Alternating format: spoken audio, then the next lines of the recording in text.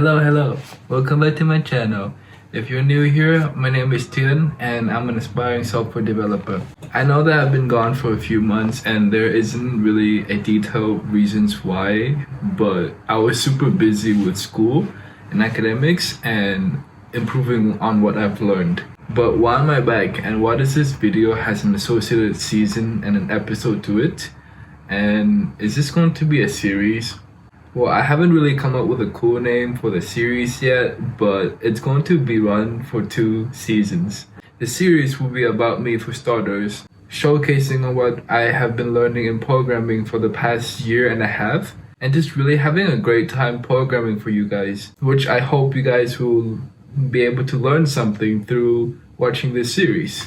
As I've mentioned before, there are 2 seasons in total. And the video after this one will be an introduction to the IDEs that I use, which is an integrated development environment, where an IDE is an application that allows developers to build and debug and also test their programs. Heads up, I'm not sponsored by the companies that made these IDEs, but you'll hear my love and passion for these IDEs with one in particular, which is Visual Studio Code.